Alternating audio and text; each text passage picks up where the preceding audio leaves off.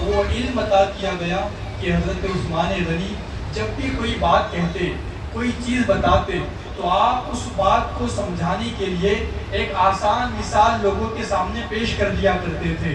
ہر بات کے پیچھے کوئی مثال ہوتی اور مثال کے ذریعے حضرت عثمان غنی اپنی باتوں کو لوگوں کے درمیان پیش کر دیا کرتے اور لوگ آپ کی باتوں کو سمجھ جایا کرتے تھے۔ اب اس کے بعد حضرت صدیق اکبر رکے نہیں بلکہ دعوت دینے کے لیے نکلے، اور روایتوں میں آتا ہے کم و بیش ایک 19 سال کا نوجوان ہے، صدیق اکبر ان کے پاس جاتے ہیں، انہیں مشورے دیتے اسلام میں داخل ہونے کا، انہیں مشورے دیتے حضور سے ملاقات کرنے کا۔ اللہ اکبر! صدیق اکبر جب اس 19 سال کے نوجوان کے پاس جاتے ہیں، صدیق اکبر کے مشورے پر وہ اسلام قبول کرتے ہیں، لیکن وہ خود اپنے ایمان لانے کا واقعہ بیان کرتے ہیں کہ میں ایمان کیسے لایا۔ وہ 19 سالہ نوجوان خود اپنے ایمان لانے کی داستان بیان کرتے ہیں، کہتے ہیں ایک مرتبہ میں نے خواب دیکھا، ایمان لانے سے 3 دن پہلے جب میں رات کو سویا میں نے خواب دیکھا۔ خواب میں کیا دیکھتا ہوں کہ میں ایک اندھیرے مقام پر ہوں، میری چاروں طرف اندھیرا ہی اندھیرا ہے،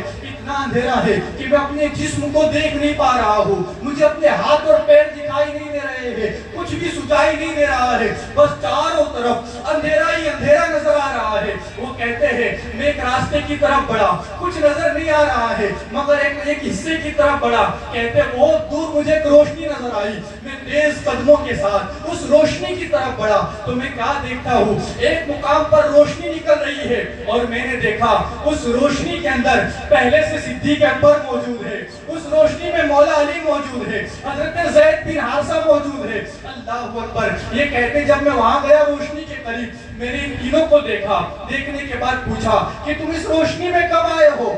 تینوں نے ایک زبان ہو کر کہا ہم ابھی اس روشنی میں شامل ہوئے ہیں، ابھی اس روشنی میں داخل ہوئے ہیں۔ اس کے بعد صدیق اکبر نے خواب میں کہا میرے بھائی ہم تمہیں مشورہ دیتے ہیں، آؤ تم بھی ہمارے ساتھ روشنی میں آ جاؤ، تم بھی اجالے میں آ جاؤ، کہیں ایسا نہ ہو کہ تمہاری زندگی اندھیروں میں گزر جائے اور تم زندگی بھر اندھیروں میں پڑے رہو، آؤ تمہیں دعوت دیتے ہیں تم ہمارے ساتھ روشنی میں آ جاؤ۔ انہوں نے یہ خواب دیکھا، ان کی آنکھ کھل گئی، ابھی تک خواب کسی کو بیان نہیں کیا، کسی کو بتایا نہیں ہے، حتیٰ کہ 3 دن گزرے ہیں اور سامنے سے صدیق اکبر تشریف لا رہے ہیں، صدیق اکبر سے ملاقات ہوتی ہے۔ اللہ اکبر! صدیق اکبر جب ملتے ہیں، یہ 19 سالہ نوجوان ملاقات کرتے ہیں، صدیق اکبر کہتے ہیں آؤ میں آج تمہیں کام کی بات بتاتا ہوں۔ یہ پوچھتے بتائیں کیا بتانا چاہتے ہو؟ خواب ابھی بھی ذہن میں موجود ہے جو 3 دن پہلے دیکھا ہے اور صدیق اکبر سے ملاقات ہو رہی ہے۔ صدیق اکبر کہتے ہیں میرے بھائی تم کب تک اندھیروں میں رہو گے، آؤ میرے ساتھ روشنی میں چلے آؤ۔ خواب ذہن میں ہے، صدیق اکبر کی باتیں بھی اس سے مشابہت رکھ رہی ہے۔ صدیق اکبر کہتے ہیں میرے بھائی تم کیسے اندھیرے میں ہو، دیکھو نا تم کتنی جہالت کے اندھیرے میں ہو، اپنے ہاتھ سے بت تم خود بناتے ہو، اس کی عبادت بھی تم کرتے ہو، بناتے بھی تم خود ہو اور وقت آتا ہے تو اسے توڑ بھی دیتے ہو۔ تمہارا حال یہ ہے تم اتنی جہالت کے اندھیرے میں ہو کہ جب تمہیں سفر پر جانا ہوتا ہے تم آٹے سے مورتی بناتے ہو، میدے کی مورتی بناتے ہو، سفر میں اس کی پوجا کرتے ہو اور جب بھوک لگتی ہے اسی آٹے کی مورتی کو توڑ کر پکا کر کھا لیتے ہو۔ تم کتنے اندھیرے میں ہو، آؤ میں تمہیں دعوت دیتا ہوں،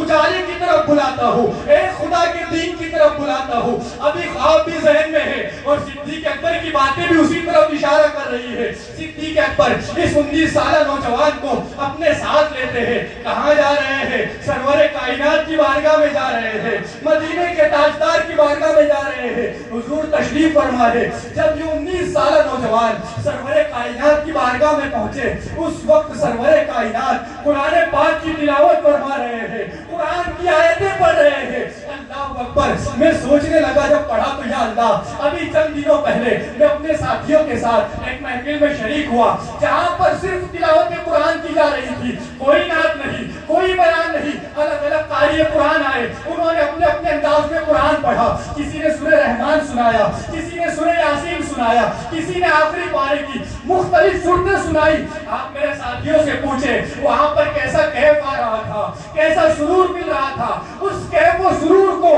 ہم آپ کے سامنے کما حق بیان نہیں کر سکتے۔ آپ سوچیں جب 1500 سال بعد جب کوئی قاری قرآن قرآن کی تلاوت کرتا ہے اس سے ملنے والے مزے کو ہم آپ کے سامنے بیان نہیں کر سکتے، تو سوچے جب صاحب قرآن خود قرآن پڑھ رہے ہوں گے، جب میرے آقا خود قرآن کی تلاوت کرتے ہوں گے، اس وقت کیف و سرور کا عالم کیا رہا ہوگا۔ اللہ اکبر، جب سرور کائنات نے تلاوت مکمل کی، یہ 19 سال کا نوجوان فوراً آگے بڑھتا ہے، کہتا ہے حضور کلمہ پڑھا کر مسلمان بنا دیجئے۔